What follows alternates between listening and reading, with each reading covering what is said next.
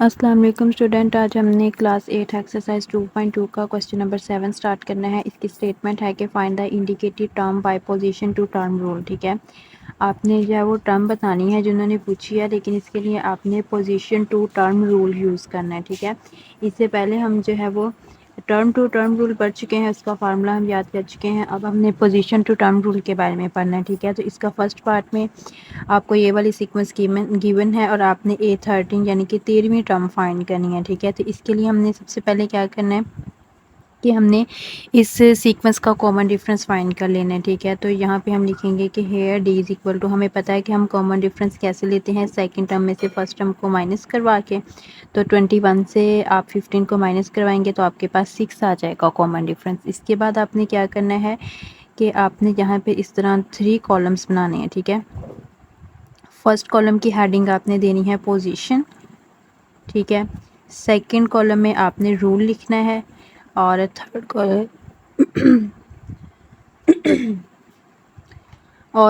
Column में आपने जो है वो टर्म्स लिखनी है। ठीक है, तो पोजीशन ये हमारे पास फर्स्ट पोजीशन पे कौन सी टर्म है, 15 है। सेकंड पोजीशन पे हमारे पास 21 टर्म है। थर्ड पोजीशन पे 27 टर्म है और फोर्थ पोजीशन पर हमारे पास है 33 टर्म। ठीक है, तो अब आपने यहाँ पे रूल कैसे लिखना है कि आपके पास जो कॉमन डिफरेंस आया है उसको आपने पोजीशन से मल्टीप्लाई करवाना है।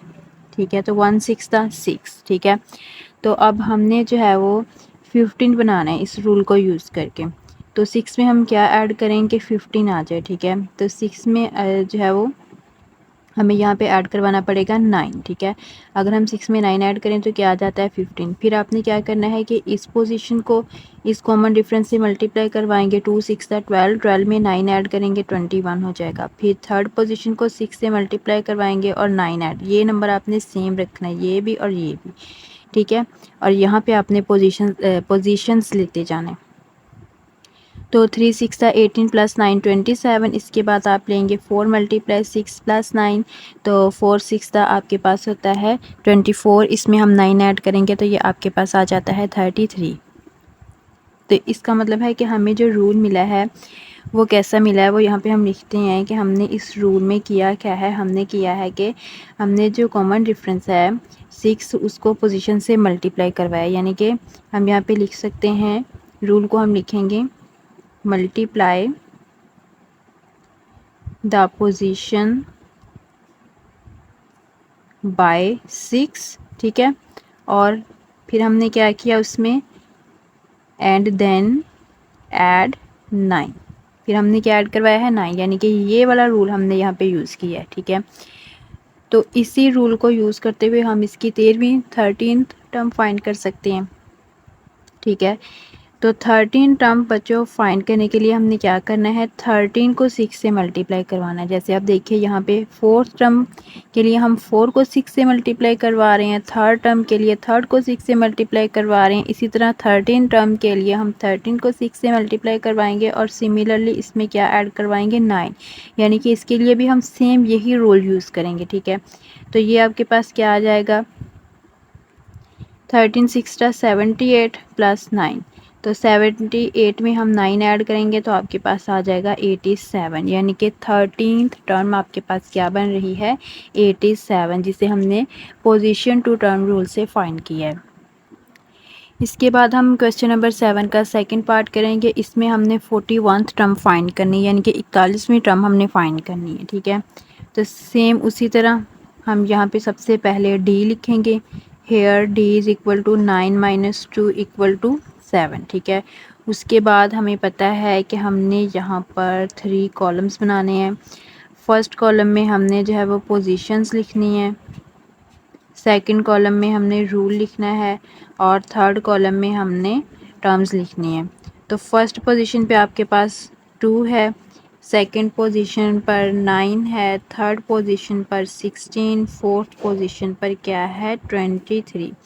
इसका अब हमने रूल बनाना है। ठीक है, तो रूल का सबसे पहला स्टेप क्या होता है कि हम पोजीशन को कॉमन डिफरेंस से मल्टीप्लाई करवाते हैं। तो 1 7 10 7, तो हमें इससे क्या बनाना है 2 बनाना है।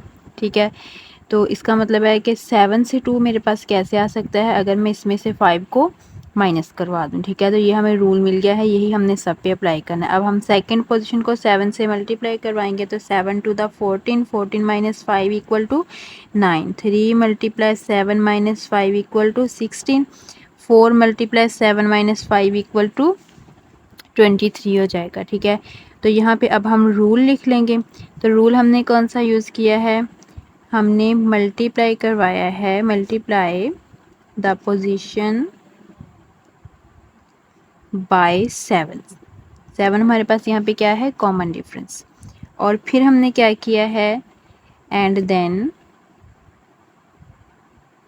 सब्ट्रैक्ट, क्या सब्ट्रैक्ट किया है हमने, 5, ठीक है। ये रूल हमने यूज़ किया, इसी रूल को यूज़ करके हम 41th टर्म फाइंड करेंगे, ठीक है। तो अब आप लिख लें A41। तो यहाँ पे हमने क्या करना है, 41 को मल्टीप्लाई करवाना है 7 से, और उसमें से 5 को माइनस करवा देना है। तो 41 को 7 से मल्टीप्लाई हम करवाएंगे तो हमारे पास आएगा 287 minus 5 as it is, 287 minus 5 equal to 282। तो आपके पास जो है वो 41 टर्म जो है वो 282 के इक्वल आ गई है। अब हमने क्वेश्चन नंबर 8 स्टार्ट करना है। तो इसमें हमें क्या कहा गया है कि फाइंड द इंडिकेटेड टर्म। आपको जो टर्म पूछी गई है वो आपने बतानी है, ठीक है। इसमें आपको a इक्वल टू 5 दिया है, d equal to 3 and a6 आपने फाइंड करना है, ठीक है। यानी कि 6 मीन्स के छठी टर्म आपने फाइंड करनी है। तो इसके लिए हम जनरल टर्म का फार्मूला यूज़ करेंगे, ठीक है। तो वो हमें पता है कि general term of arithmetic series का अरिथमेटिक सीक्वेंस का फार्मूला हमारे पास होता है an is equal to a1 plus n minus 1 into D, ठीक है। वैल्यूज़ सारी आपको गिवन है, सिंपली आपने वैल्यूज़ लगानी है। अब हमने बच्चों फाइंड करना है a6, यानी कि n की जगह हमारे पास क्या होना चाहिए, 6 होना चाहिए, ठीक है। तो इसका मतलब है कि हमने यहाँ पे n को क्या पुट करना है, put n is equal to 6, ठीक है। और a1 की जगह हमने क्या लगाना है, 5 एंड डी की जगह हमने क्या लगाना है, 3, यानी कि ये तीन चीज़ें हमने इसमें पुट कर देनी है। तो एन की जगह हमने 6 लगाया है, a1 की जगह हम क्या लगाएंगे, 5। ये जो a है ना आपको दिया हुआ है, ये a1 है असल में। और प्लस n की जगह हम फिर 6 लगाएंगे, 6 माइनस 1, डी की जगह हम क्या लगा रहे हैं, 3 लगा रहे हैं। तो a6 इक्वल टू 5, 6 माइनस 1 का आंसर क्या आएगा, 5 इंटू 3। तो ये आपके पास क्या बन जाएगा, 5 प्लस 5 3 द 15। तो 15 प्लस 5 आपके पास कितना आंसर a6 का आ जाएगा, 20। यानी कि 6th टर्म आपके पास किसकी इक्वल आ रही है, 20 के इक्वल आ रही है। इसके बाद इसका 4th पार्ट कर लेते हैं, वो भी सेम इसी तरह है, ठीक है। इसके टोटल जो है वो 4 पार्ट्स हैं, 2 मैं आपको करवाऊँगी, ठीक है। तो बाकी 2 की प्रैक्टिस आपने खुद करनी है। मैं आपको फर्स्ट और 4 वाला करवा रही हूँ, तो सेकंड और थर्ड पार्ट जो है वो आपने खुद ट्राई करना है, ठीक है। बिल्कुल इजी है, सेम इसी तरह। तो फोर्थ की वैल्यू हमारे पास है, ए हमें 9 गिवन है, डी इक्वल टू 3 एंड ए 15 हमने फाइंड करना है, ठीक है। यहाँ से हम इसका सोल्यूशन स्टार्ट करते हैं। तो सेम जनरल टर्म वाला फार्मूला लगाएंगे, using a n is equal to a1 plus n minus 1 into D. हमने a15 बच्चों फाइंड करना है, इसका मतलब है कि n की जगह 15 होना चाहिए। तो हम यहाँ पे फिर क्या पुट करेंगे, n is equal to 15, a1 को हम 9 पुट करेंगे एंड d की जगह हम क्या लगाएंगे, 3 लगाएंगे। तब हम वैल्यूज़ लगाते हैं, यहाँ पर हम a15 लिखेंगे इक्वल टू a1 9 है प्लस n की जगह 9, सॉरी n की जगह हम 15 लगा रहे हैं, 15 माइनस 1, डी की जगह हम लगा रहे हैं 3। तो 9 प्लस 15 माइनस 1 आपके पास 14 इंटू 3 आ जाएगा। तो ये क्या बनेगा, 9 प्लस 14, 3 दा आपके पास क्या होता है, 42 होता है, ठीक है।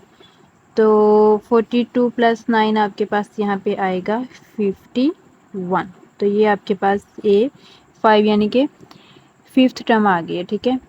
तो यहाँ पे हमारी एक्सरसाइज जो है वो 2.2 कंप्लीट हो चुकी है। तो इंशाल्लाह नेक्स्ट वीडियो में हम एक्सरसाइज 2.3 स्टार्ट करेंगे। अल्लाह हाफिज़।